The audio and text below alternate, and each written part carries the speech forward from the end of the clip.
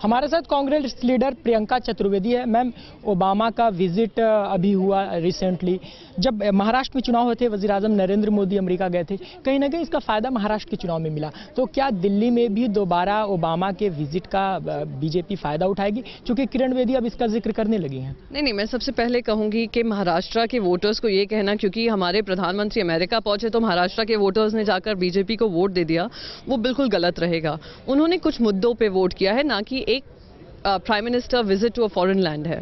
दूसरे यहाँ पे जी ओबामा जी आए हैं, उनका काफ़ी उन्होंने अपनी हॉस्पिटैलिटी की भी तारीफ की, काफ़ी अच्छी अच्छी बातें की हैं इंडिया को लेकर, पर जाते जाते भी उन्होंने एक चीज़ कहकर गए हैं, एक वार्निंग देकर गए हैं कि अगर देश को आगे बढ़ना है तो सबको साथ में लेकर आगे बढ़ना है। इस तरीके की अगर हम रिलीजियस डिविजन्स करेंगे तो ये हानिकारक हमारे देश के लिए होगा। तो एक चेतावनी देकर गए हैं कि आप कितना भी इनको फ्रिंज एलिमेंट बोल दीजिए, पर जिस तरीके से बातचीत चल रही है वो एक माहौल नहीं क्रिएट कर रहा है, इन्वेस्टर कॉन्फिडेंस नहीं है, ना ही एक माहौल बन रहा है कि देश प्रगति की ओर है।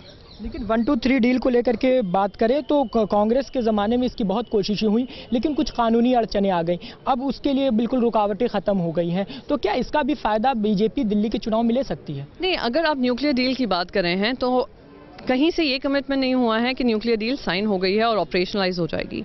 कुछ मुद्दे हैं जिस पे अभी तक क्लोजर नहीं आया, या हम जनता को नहीं बताया गया है कि क्या फाइनल आउटकम है। न्यूक्लियर डील अगर ऑपरेशनलाइज होगी तो क्या क्या उसकी चैलेंजेस हैं, क्या क्या चीज़ें थीं जो अड़चनें थीं वो किस तरीके से ख़त्म की गई हैं।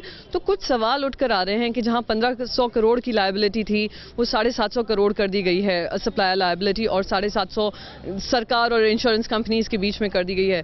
तो अभी डिटेल्स क्लियर नहीं है, तो उसका क्या फ़ायदा उठा सकते हैं। और दिल्ली की जनता को आप मुझे बताइए, दिल्ली की जनता को सड़क, पानी और घर से वो है मतलब है, उनको न्यूक्लियर डील से क्या मतलब होगा। मेरा आखिरी सवाल, दिल्ली के चुनाव में बीजेपी ने अपने कई मंत्री को स्टार प्रचारक के रूप में उतारने की पूरी तैयारी कर ली है।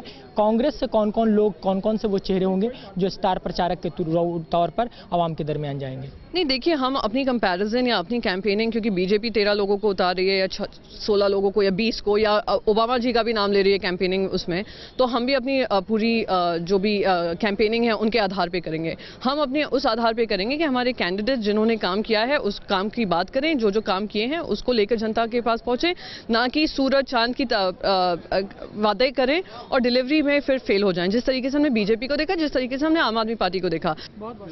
इस तरह प्रियंका चतुर्वेदी का साफ कहना है कि बीजेपी जो है वो सिर्फ वादे करती है, लेकिन कांग्रेस जो वादा करती है उसे पूरा करने का पूरा जो तरीकाकार है वो तैयार कर लेती है। कैमरा पर्सन राकेश के साथ अंजरुल्लाह, मुंसिफ टीवी, दिल्ली।